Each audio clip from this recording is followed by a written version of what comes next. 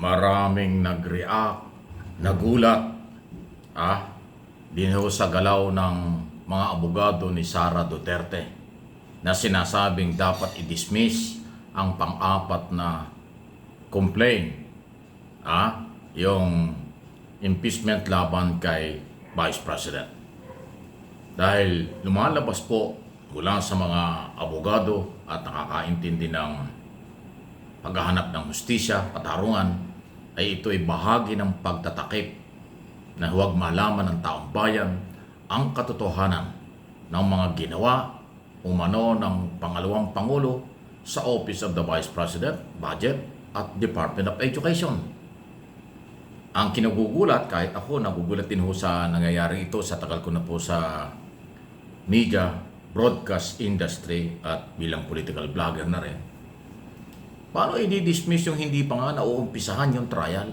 Paano malalaman ang katotohanan at paano ipagtatanggol ni Sara ang kanyang karapatan at kapangyarihan sa ilalim ng batas na bigyan siya ng due process kung ang gusto niya ay dismissal, hindi pa nga nauumpisahan? Hindi naman ito korte or korte ng paghahanap ng hustisya. Ito po ay impeachment court sa pagpapatalsik sa posisyon sa issue ng betrayal of public trust. Kaya po ganyan, yung mga abogado, constitutionalist, at mga politiko, may kanya-kanya pong reaksyon dyan.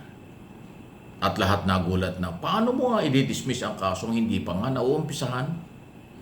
Paano i-dismiss ang kaso na mayroon namang ang paniniwala ng Kongreso ay tama nilang ginawa? Ang proseso, mayroong complainant, may nag-endorse, may mga ebidensya, kaya ginawa yung article of impeachment na dinla sa Senado para mag-trial. At constitutional duty ng senador na magkaroon ng trial. Hindi duty ng mga senador na mag-dismiss, lalo kung sa kailangan magagaling ang motion na katulad ng ginawa nitong si Bato de la Rosa at resolution ni Robin Padilla. Dahil hindi nangyari yon, ito ngayong mga abogado ni Sara ang nagsasabing mula sa simula, hindi daw ho tama ang proseso. Dahil pang-apat na raw. Isa naman na nakarating sa Senado eh. Yung tatlo nga ay hindi naman ginalaw na mga complainant mula sa civil society, marginalized sector at kaparian at abogado.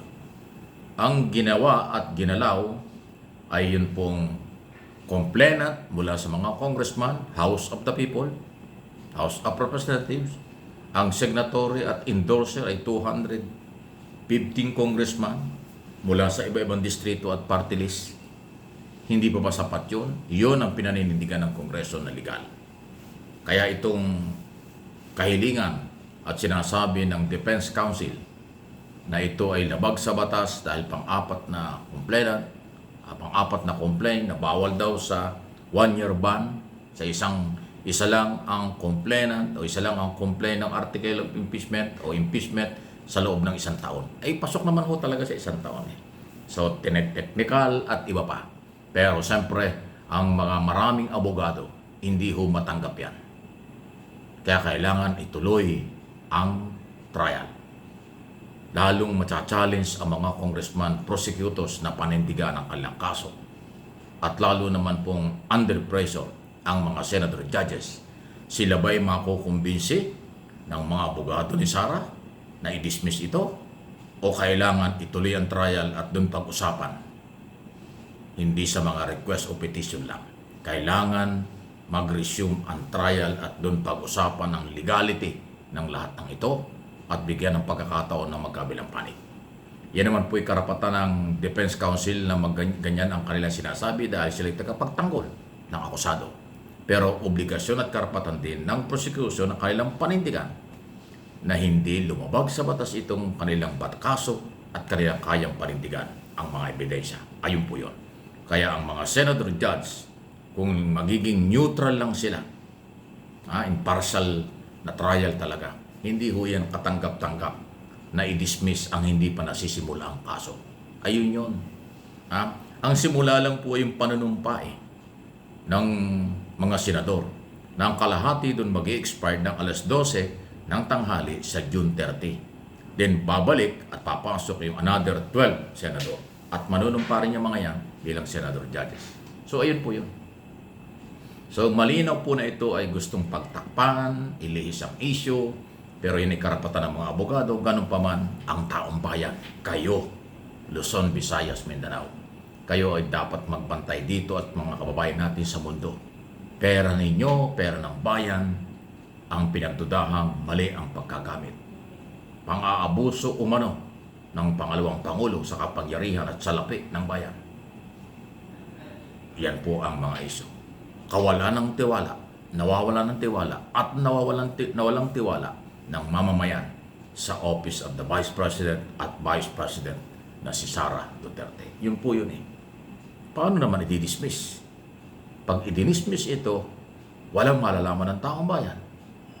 Nasaan ang katotohanan at katarungan na dapat iipakita at maramdaman ng Pilipinong may-ari ng pera, ng Pilipinong siya ang gobyerno. Yan ang totoong gobyerno, ang mamamayang Pilipino, na kumplena ang mga congressman kanilang kinakatawa ng mamamayan na may-ari ng pera. Ganun pong kalalim ang sitwasyon niya. Malalim pong argumento niyan. Hindi huwag pababawin ang argumento dahil mayroong personal interest. Kaya mga senador judges, manindigan kayo sa inyong kustos na duty. Dapat magkaroon ng trial at ng makita at madinig ng mamamayan. Ano nga ba ito? Mga ebidensyang ito. At ano ang depensa? Huwag dismissal.